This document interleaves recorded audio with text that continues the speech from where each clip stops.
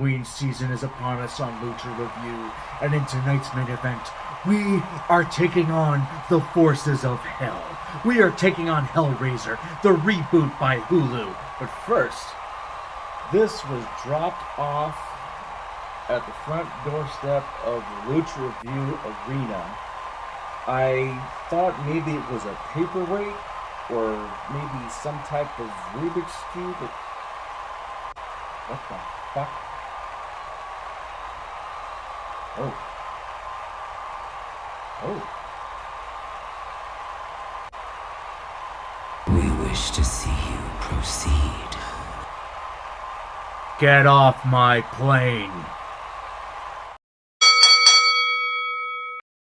35 years after the original horrified audiences, Hulu delivered a retelling of Hellraiser, just in time for Halloween. As in any Hellraiser, the lead character is the puzzle box that opens the gates of hell, thus allowing Hell's minions, the Cenobites, to enter our world and torture the dumbass who just couldn't put the damn thing down. We first meet Joey, who attends a swanky party at the Berkshires. Joey is looking for trouble, but trouble finds him first when cunning Serena invites him to see something far more tantalizing than the hedonism taking place in every square inch of the ground floor. Much to his disappointment, he is not led into Scrooge McDuck's money bin and should have immediately turned the fuck around, but he gets distracted by a shiny object that's terrorized moviegoers for 35 years. Roland Voigt, absentee host of the festivities, repeatedly tells Joey that no amount of tampering is going to erect a lightsaber out of this thing. Much to no one's surprise, Joey doesn't listen and unlocks one of Hell's gates.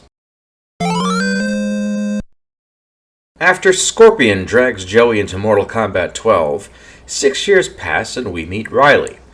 Hellraiser soon feels like an after-school special as her brother Matt is getting fed up with supporting her while she wastes time and money getting high with any deadbeat who can look past her horrible hair. Riley decides it's time to get her adult on, perhaps even go to school, but the deadbeat has other plans. You can be famous!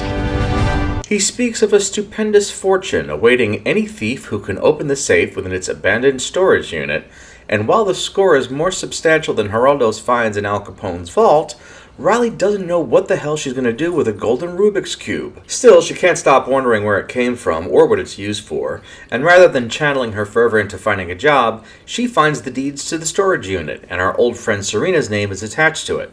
Now in hospice, Riley's visit brings Serena one step closer to death with the biggest twist ending I've ever seen.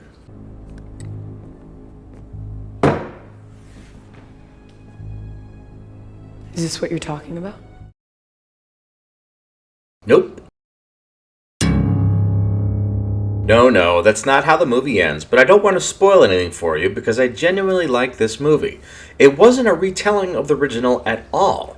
It was an entirely new direction for the Hellraiser universe with new characters, new Cenobites, and a deeper look into the origins of the evil puzzle box and how it's been used and studied over the centuries. Of all the horror reboots that have come to us over the last 15 to 20 years, this is the first one that was actually good and worthy of championship status.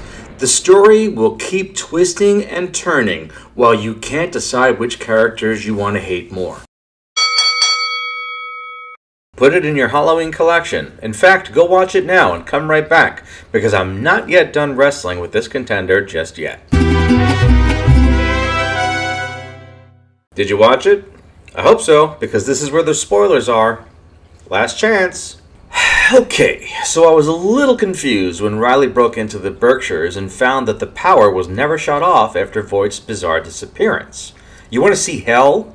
Look at a fucking SDG&E bill at the end of August, let alone 6 years of unpaid energy use. Much like Robin Williams in Jumanji, Voight was patiently waiting for someone to play the game of the puzzle box, and he's been kept alive by a painful contraption all this time. I'll give the movie that. I'll accept the possibility that it's prevented him from dying of starvation and whatnot, but who's been doing his hair all this time? How were any characters not gagging over the smell of a blood-drenched suit that hasn't been washed in 6 years? Look at that suit. It's practically spotless. And it's not humanly possible to get it on or off with that giant spike piercing through his chest. So how did he get it on or off in between showers? Speaking of showers, where's the water coming from? Why are any resources flowing into a mansion that legally hasn't had a resident in 6 years? Who's paying these utility bills? Why has no one come to investigate why any energy is being used in this house at all? It's the only confusing aspect to the story, but hopefully we'll soon have a sequel to give us some answers.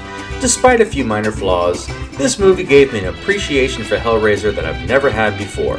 Thanks for the hot tag, and I'll see you next time.